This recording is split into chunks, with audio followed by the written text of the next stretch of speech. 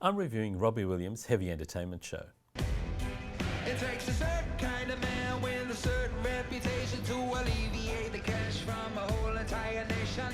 Take my loose change and build my own space. Don't be shocked by this, but Robbie Williams wants to be loved. Wants to be loved like he used to be loved. And since few have been loved quite as much as Williams was in his pomp between 1997 and 2007, when he outsold everyone, outraged many, shagged plenty, and made some of the best pop music of his time, this is not any ordinary need we're talking about. That's why Heavy Entertainment Show is Williams aiming at every target, deliberately broad and minutely targeted. There's glam vamping in Bruce Lee, a slinky duet with Rufus Wainwright in Hotel Crazy, and modern R&B with Pretty Woman. There's brassy Tom Jones meets Oasis swagger in Sensational, and comic bombast comes in the clunky Party Like a Russian. Of course, there's a couple of beautiful ballads of vulnerability, some George Michael meets Kylie Minogue dance music, and confessional material. And if you want some guitar business, that's here too, including a song that sounds like the Killers doing Bon Jovi imitating Springsteen, which is probably because it was written by the Killers, who've made a minor career out of doing Bon Jovi imitating Springsteen. It's busy, fun, musically unfocused, but pretty clear about its target, and it could do with a couple of great songs.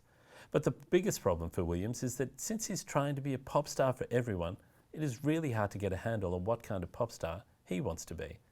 He's running the risk that in seeking everyone's love, he may end up with no one's love, only their general interest.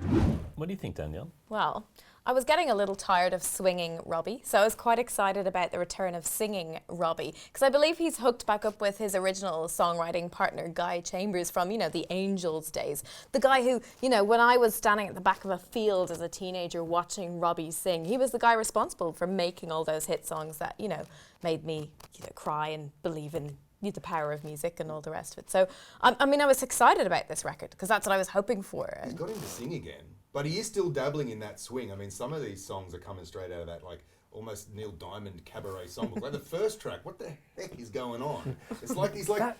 That song has got one of the greatest opening lyrics of all time. You searched for a saviour, well, here I am.